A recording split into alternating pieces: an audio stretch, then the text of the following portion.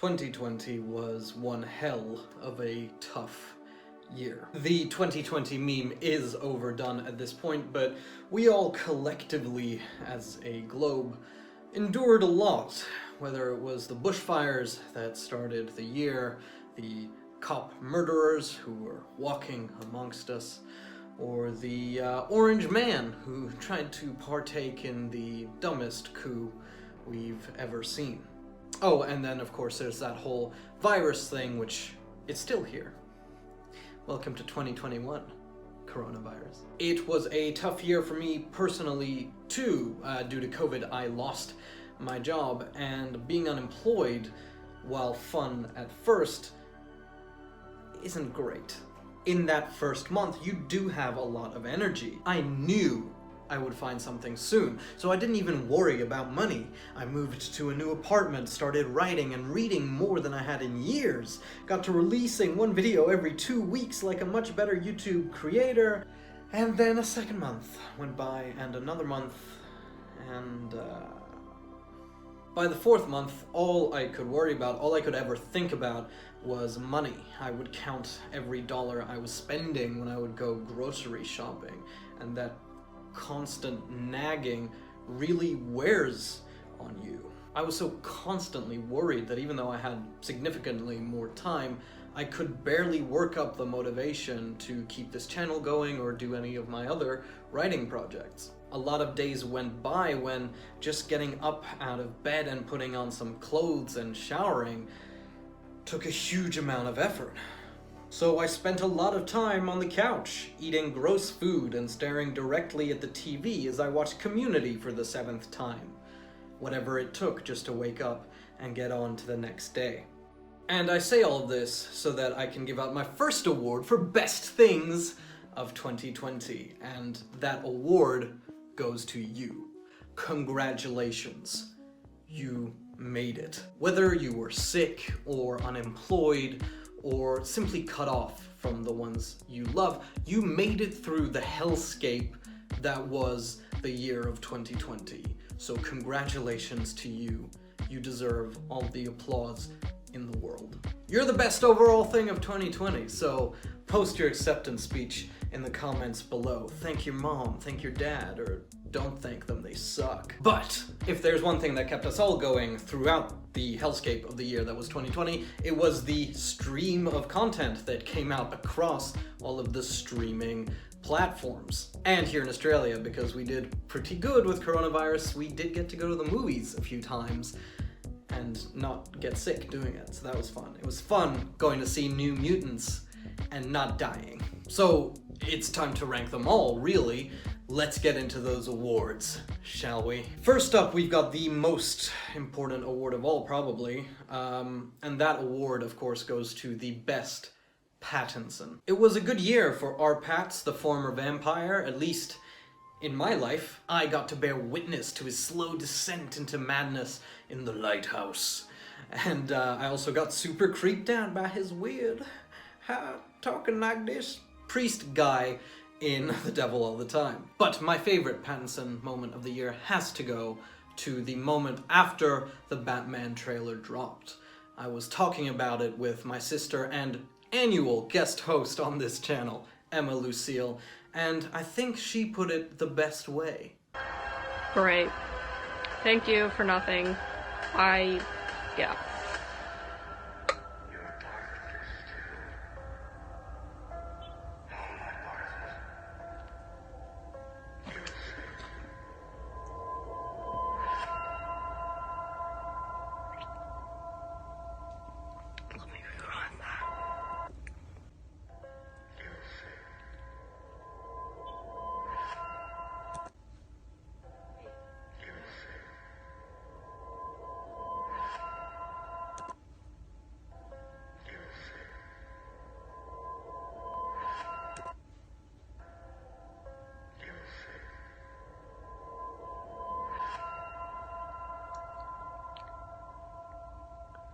That looks pretty good, yeah.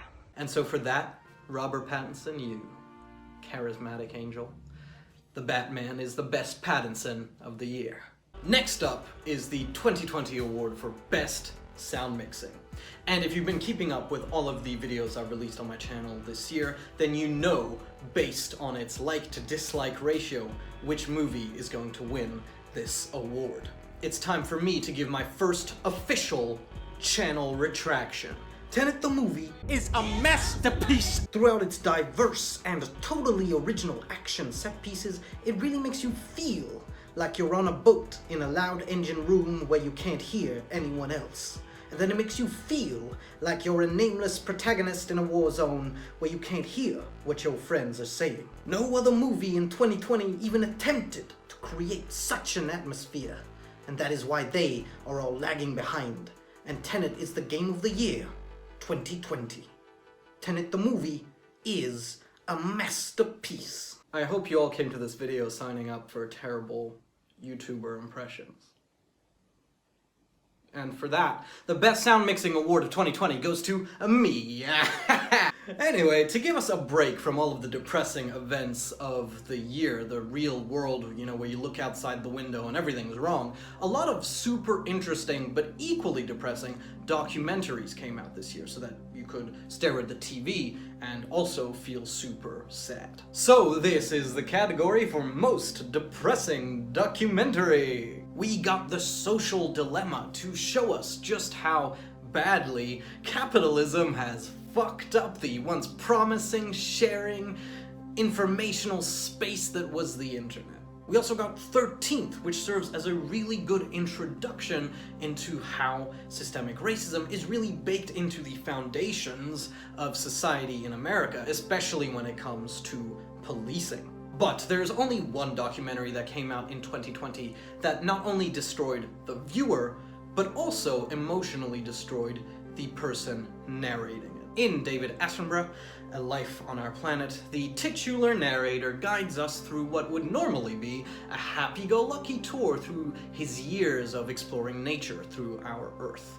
But we've arrived at a period where nature is not so happy-go-lucky with what we've been doing with it, and that is something that Sir David is very much keenly aware of. At one point in the documentary, you can see the moment where he realizes we're probably not going to do what we need to do to save most of the natural life on our planet.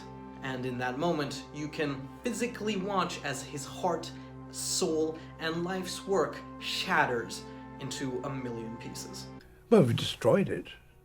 Well, not just ruined it. I mean, we have completely destroyed that world. That non-human world has gone. The human beings have overrun the world. It's right in front of you, right on camera. Look what you've done to the man with a heart so kind he dedicated his life to educating people on the wonders of nature. Great job, everyone. Most depressing documentary. You broke him. But moving on from our deep and existential and never-ending and constant and every day we wake up is a nightmare that is harder than the last, moving on from all of that, let's go to the next category, which is the prettiest movie or TV show of 2020. And honestly, this is, in the end, a much tighter race than I expected, and that's all because of The Queen's Gambit. Everything in that show is beautiful, from the cinematography, to the sets, to the costumes, to the people. Even Dudley Dursley's very ugly fake teeth are beautiful. They're really well made, ugly, gross fake teeth. But even with all that, The Queen's Gambit loses out to a very famous-ish, but not really, French movie. Vive la France. Portrait of a Lady on Fire. This movie is genuinely so fucking good. And it's crazy because it's very clear they didn't have a very big budget, but every shot of the film feels like you're watching a painting come to life in front of you. And that's probably intentional because the whole point of the movie is painting. You know, painting that title, The Portrait of the Lady on Fire. Oh! I am not going to spoil anything because chances are you have not yet seen this movie, and you should. But suffice it to say that it is amazing and it is gorgeous, and the director, Céline Sciamma? Céline? Sure. She deserves better than an internet guy mispronouncing her name, and she deserves way more recognition than she got. So go fucking watch it. Or as they say in France, Allez regarder le film, putain, oh. Now we have the prestigious category that I call best directing and like editing and cinematography and stuff. And here's the thing that makes me uniquely qualified for judging this one. I make a lot of video essays. Regardless of the fact that a lot of those video essays have teeny tiny view counts, like and subscribe, it still involves me going through the full process of making a video essay, and that means I usually go through an entire movie shot by shot, taking a look at the fucking thing frame by frame. And then I cut up that footage, and I find the footage that's most relevant for the video and what I'm saying with the audio to try and kind of sync up the images and what I'm saying. Now, there are many more movies that came out in 2020 that made me feel more than the winner of this category, whether that was because of their writing or their acting or their scores, or even just kind of their deeper themes that maybe connected with me. But from a purely technical, structural standpoint, no other movie or TV show that I've watched this year was better arranged or edited or directed than Birds of Prey and the fantabulous emancipation of one Harley Quinn. Aside from its awful marketing campaign that totally undersold it to audiences around the world, this movie juggles so much. It has a massive cast with an assortment of DC characters. It has a non-linear storyline, and it has a lot of action constantly on screen. And with all of that, there's not a single gram of fat on this movie. Nothing is wasted. Every shot, every cut, every just second-long linger on a character's face for an emotional beat. It is so well done. Very often when I watch something, even if it's something I'm enjoying, I can be very critical of boring shot reverse shot dialogue. Christopher Nolan. Or action scenes where there are more cuts than there are punches being thrown. Christopher Nolan. But I never felt that way when I watched Birds of Prey for the first time, and even less so when I had to edit the movie frame by frame. What Kathy Yan was able to put together for Birds of Prey was an incredible piece of work, and she should be allowed to direct whatever the hell it is she wants from now moving forward. That is why Birds of Prey is the winner of this category. And now we've got Best Writing. And the problem with this category is that not a lot of movies or TV shows came out this year, and even fewer among those were well written in any coherent way. Christopher Nolan. So I know that for folks in America, this technically came out in 2019, but it came out at the start of 2020 here in Australia, so it's on my list and you'll have to deal with it, and that movie is Jojo Rabbit. If you want to just watch a video where I straight up gush about it for a little while, there will be a linky link appearing somewhere in this video at a location to be determined right about now when I'm saying this right now. But to sum it all up, pretty much in an era where we've got people who are angry and frightened being taken advantage of by would-be dictators with big social media followings or TV shows, this movie is a reminder that it is kindness, understanding, and empathy that will guide us out of the hole we have dug ourselves into. It is beautifully written, and its message is powerful and universal in a way that it can be applied even if we weren't in the shit show that is the aftermath of 2020. Taika, you've done it again. And since I'm in Sydney and you're in Australia filming Thor: Love and Thunder, please come and accept your award anytime. I'm here. I'll wait for you. Just call my people. As a quick honorary mention, I do want to call out that I've also been making my way through the Witcher books, and it is amazing how well written they are, especially when you consider that they've been translated from their original Polish. Not only do they make an intricate and complicated world simple by expressing it through the eyes of their characters, they are also deeply emotional in surprising ways that have led to me crying in public while I was listening to the audiobooks. So, you know, thanks for embarrassing me. Tears. As Yaskia says, that's just part of a healthy internal psychology. That's fair, totally overcommitted Julian's impression of Geralt. I'm not embarrassed. I'm proud of my tears. But we come to it at last. The best overall thing of 2020 that isn't you. You know, so it's like the second best, actually. I wrote this script out of order because it was kind of just a jumble of ideas that I put together from an outline. So, I'm sorry there wasn't actually a coherent through line, but you are the best thing, and this script is old, so this is the second best thing. It's like the best movie or TV show thing, and you're the best thing. This is a great showcase for why I tightly script most of the stuff I do, because I am profoundly useless. Anyway, best overall thing that wasn't you for 2020. Even with what meager scraps we got a few great hits in 2020. From directorial strong points like Birds of Prey and Portrait of a Lady on Fire, to the hilarious and endearing Jojo Rabbit and Palm Springs, to the emotional long-form character arc of The Queen's Gambit. We got some pretty good stuff. But there is one thing that came out this year, and it came out on a platform that I hate to speak its name out loud, but it was Disney Plus. It premiered at a time when everything in the year 2020 seemed lost. It's a story about a lone, tragic man taking on a universe of war. A world where he never truly finds home, but is always chasing the next thing on his way. That is, until losing something dear to him makes him realize the true priorities in life. I am, of course, talking about Alexander Hamilton. My name is Alexander Hamilton. You thought it was the Mandalorian. No, that was very average. It was well done. It's great production. Very average. Look, I know that the actual play came out years ago, but I had never seen it. And since it premiered on that streaming platform I won't mention again in July, I listen to the soundtrack at least once a week, and I reference it at least once a day. You could say it's become my whole personality, but that is probably underselling how much Hamilton is fucking incredible. I am not even a big musical guy, but this show, I mean, holy crap bucket in a church toilet, it's amazing. From the music, to the performances, to the emotion, to the whole damn tragedy of it all. It is an outstanding piece of work.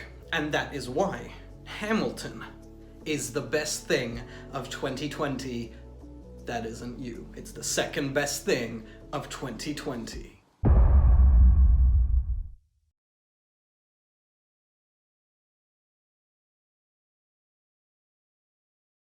Yes, very good. A Disney Plus program won Best Thing of the Year, and they've just announced a whole bunch of exciting new Star Wars and Marvel content. But don't let them blind you. Disney's been very fucking naughty again. You see, in their recent acquisition of Star Wars and then 20th Century Fox and everything that falls under that banner, Disney also inherited a whole bunch of books, usually adaptations or spin-offs of existing movie properties. These are books that are set in the Star Wars or Alien or other universes. Now, a lot of those stories, especially the Star Wars ones, have been removed from canon. That means that even though those books are still out there, they are no longer part of the official Star Wars story. But they are still available on sale as part of Star Wars Legends. And that means that Disney has been making profits from the sales of those books. And wouldn't you know it, oops, they've also been forgetting to pay royalties to the original authors of those books, allegedly. Sorry, pals, that money is all mine, Anyway, they're getting sued by those authors, and I've provided a link to that in the description below so that you know that those alleged accusations were sourced. I'm not just defaming anyone. I would actually not do that. Disney.